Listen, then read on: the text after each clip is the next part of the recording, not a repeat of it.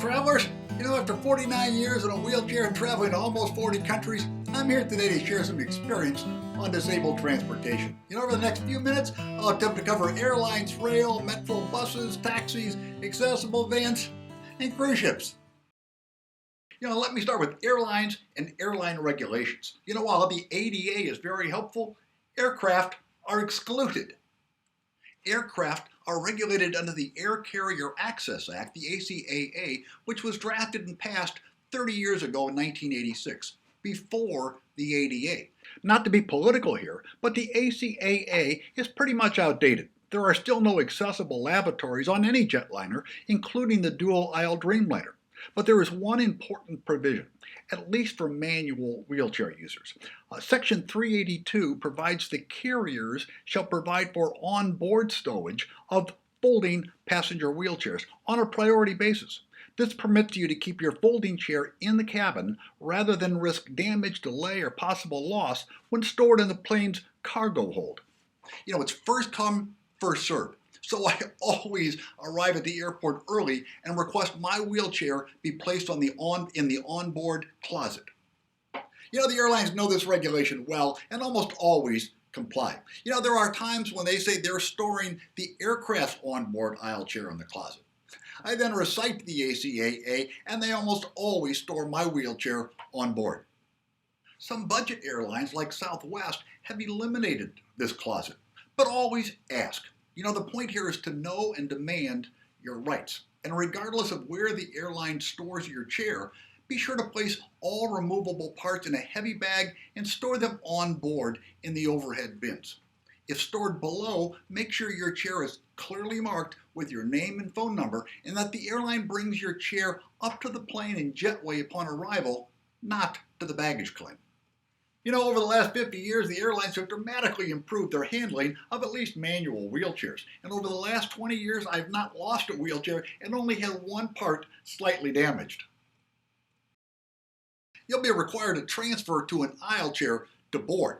Don't surrender your wheelchair until the end of the jetway. Airline personnel are generally pretty good these days in helping you to transfer to that aisle chair if you want their assistance. And at this transfer point, remember to tell them where you're stowing your wheelchair. Regarding seating, I generally prefer the bulkhead seat just because you have more room. But remember that those arms are stationary. They don't fold up or down, so transferring to the bulkhead seat can be more difficult. Over the last 50 years, airport accessibility worldwide has really improved. The best improvements have been in the training of airport personnel and everyone's desire to help. And in my travels, every major airport worldwide now has a wheelchair accessible restroom, generally meeting ADA quality standards. Now, not all flights provide accessible jetways, so sometimes they still utilize a truck-powered hydraulic lift to get you onto the aircraft. But the airlines are excellent at making sure you actually do get on the aircraft and on time. Many airports around the world still have these hidden passageways with many steps between the plane and baggage. But these days they actually have elevators and personnel to help get you there. Believe me, it was not always so good. So this is really no longer a concern, at least in most civilized cities. And remember, you will generally be the first on and last off. So leave yourself plenty of extra time between connecting flights, perhaps an hour and a half. And because I'm the last off, my baggage sitting in the baggage claim is a bit more at risk of being stolen. So my wife generally goes to the baggage claim while I get off the plane and hit the restroom. A couple years ago I got my TSA number, which I highly recommend. It really reduces the security line and vastly reduces those intrusive pat-down searches. Every city seems to have their own concept on accessibility. So here are a couple items to watch for. Of course, the U.S. is great with curb cutouts since the passage of ADA, but many cities, especially internationally, don't maintain these. Some are very steep, some have cobblestone, some have broken concrete, and some can be dangerous. You can easily fly out of your chair or break an axle. I often turn around and go down backwards. The ADA in the U.S. provides that most municipal fixed route buses be accessible. But that is not always the case internationally. In South America, for instance, many buses had logos stating that they are accessible with ramps. but the ramps don't work, and the buses don't kneel and lower, and the drivers haven't been trained. Even in the US, many municipal and airport routes provide accessible buses with ramps, but only at limited times and can require multiple bus changes. I have found some wonderful light rail systems in cities like Seattle and Phoenix. But many cities, especially older cities, have serious limitations and stations that are not accessible. If you're a commuter and you know your specific stops, that's great. But unless I am positive, I never use a rail system or bus system to get between the airport and my hotel. I've heard many sad stories. In many cities of the world, the taxi is the easiest form of transport. Many US and international cities, such as London and Sydney, also offer a wheelchair accessible taxi where you just roll in and out. Although I haven't tried it yet, Boston even offers a mobile phone app for ordering an accessible taxi. I'm told Uber is also experimenting with this. But here's one bit of advice. If you're planning to use a taxi in any city, especially international cities, put their phone number into your speed dial before you leave home. And even then, plan to wait 30 minutes. Many taxis these days are minivans, but I no longer have the arm strength to transfer up that high into the passenger seat. So unless I can find an accessible taxi I can just roll into, I normally order a 4-door sedan. I easily transfer into the front passenger seat, which has a bit more room. I then personally and carefully remove the front foot pedals, place them on the floor in the front seat, transfer into the taxi, take my wheelchair cushion, and then fold up a chair and let the driver place it in the trunk.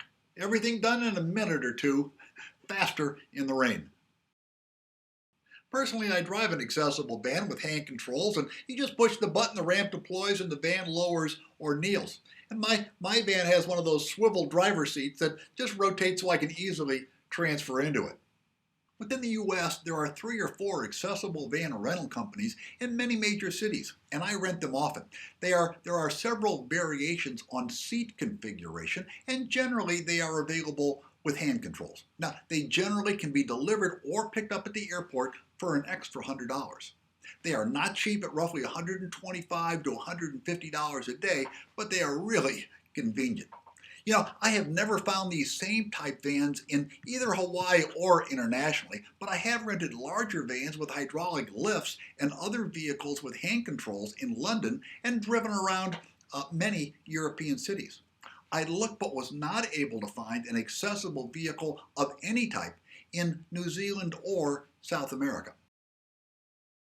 In my opinion, rental cars from companies like Hertz and Avis is one of the few areas of independent disabled travel that has regressed over the last 30 years. It used to be a lot better. They still install hand controls with 48-hour notice, but the cars today are smaller.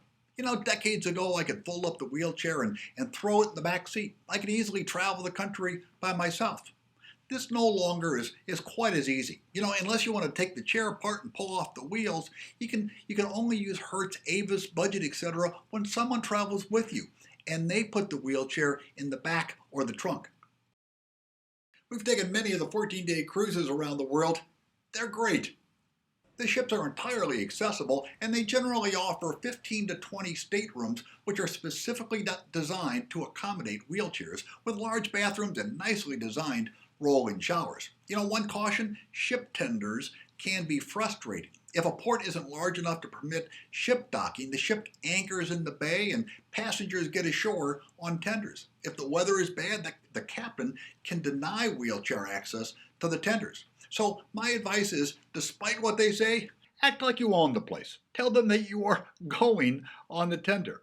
I've been on a dozen or so tenders, and I have never been denied access.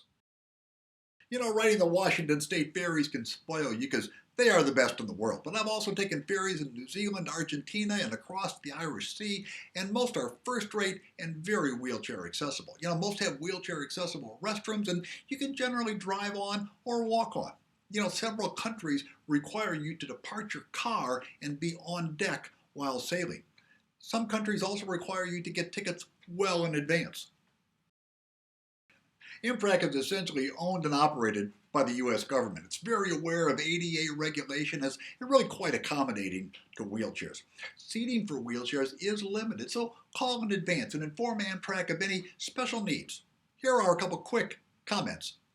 1. Seating is on the lower level on specific rail cars equipped with fully ADA compliant restrooms. Conductors are available to bring food and beverage. 2. Certain cars are also equipped for overnight wheelchair passengers sleeping. While I haven't done an overnight on Amtrak, I've actually been in the overnight car. It's small but very wheelchair accessible. The small overnight car includes a bed and an accessible bathroom area. And 3rd, all trains are accessible from the loading platform by a removable ramp, which the conductor puts down in place for wheelchair passengers. So let me close with just one final comment. Independent wheelchair travel today is terrific, especially in the U.S. But no matter where you are in the world, whatever the circumstance, people around the world are just incredibly helpful and willing to accommodate. There's really nothing to keep you from exploring every part of the world and having a great time. It's not always pretty, it's not always convenient, but hey, just pack your bags. You'll have a great time. The fun never ends.